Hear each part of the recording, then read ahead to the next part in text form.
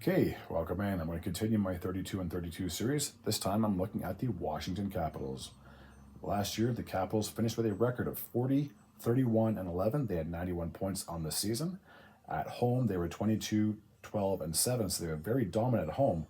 But unfortunately, on the road, they were 18, 19, and 4. Despite having a poor away record, they would barely get into that playoffs and that second wild card position. Unfortunately, they ran into the Rangers, who were the President's Trophy winning, who were the President's Trophy winners, and unfortunately, they didn't even win a game. They got swept in the first round. So, despite the fact they made the playoffs after missing it the year prior, they didn't make a whole lot of noise when it came to the postseason. They would finish with the 17th worst record in the league, which isn't that bad. You're basically in the middle of the pack anyway. So they would draft 17th overall. So I made it sound worse than it really was. They would go on to select Tarek Periskak, a right winger out of Prince George, which is in the WHL. So we'll see how his career pans out and how he does this upcoming year if he plays this season. So as always, we'll take a look at the roster and we'll see who's still there and who has left.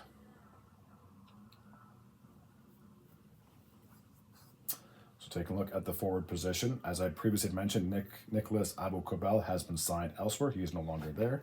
Nick Backstrom is still there. The big thing for Backstrom was I don't think he played most of last season. Can he get back to his healthy spot, or is there a chance, like many other players, that his career might potentially be over and they're just buying out and paying out his contract? Nick Dowd is still there. He has a year left to go on his contract.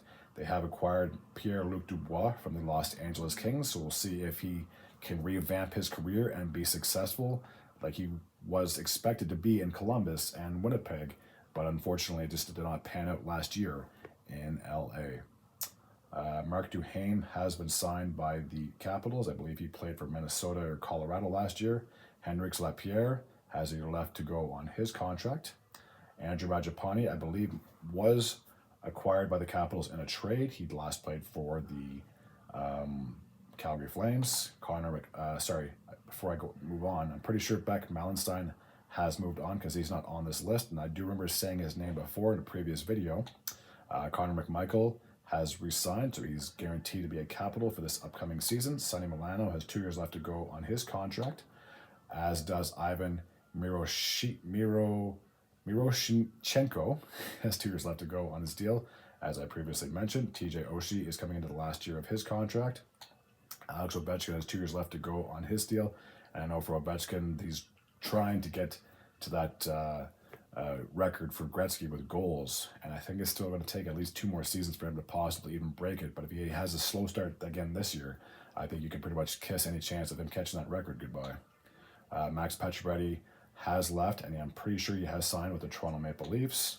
Alexei Protas has re-signed on a $3.37 million contract over 5 years.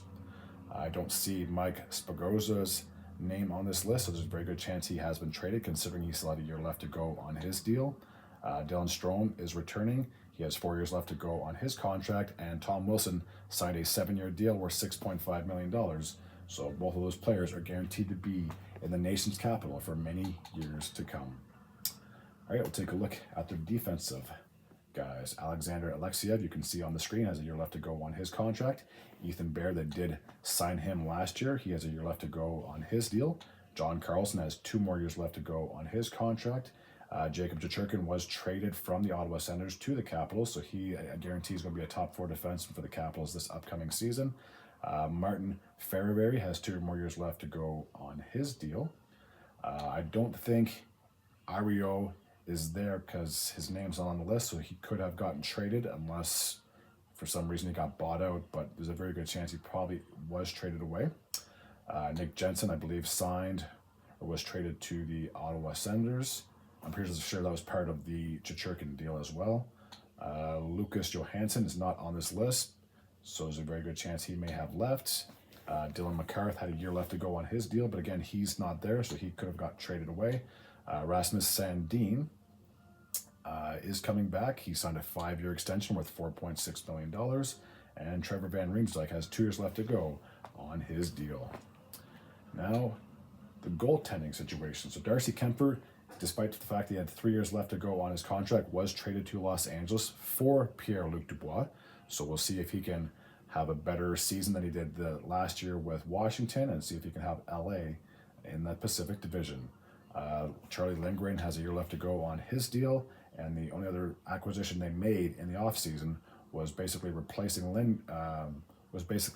Kemper for Logan Thompson out of Vegas. So for this upcoming season for the Washington Capitals, I'm sure they would love to get back into the postseason, but if they play like they did last year, and again, they barely squeaked in last year. The Detroit probably deserved to get in over the Capitals, but evidently it didn't matter, as Washington did get that final wild card spot. For this upcoming season, I don't think the Capitals are getting in. There's just too many question marks with this team, and just like the Penguins, a lot of the guys on the roster are getting up there in age, and unfortunately Father Time doesn't slow down for anybody. So I'd say, if I had to make my prediction right now, I don't see the Capitals getting into the postseason. I'm sticking to my word. I think there's going to be at least 5 teams of the Atlantic that get in, so therefore the Capitals would have to be better than the likes of New York and Carolina and New Jersey. And I'm telling you right now, I don't think there's any way they're going to be better than all 3 of those teams this upcoming season. All right, that takes care of my preview for the Washington Capitals. As always, if you're new to this channel and you like this type of content, feel free to hit the sub button. I'd be very grateful and very appreciative. Until next time, and as always, take care.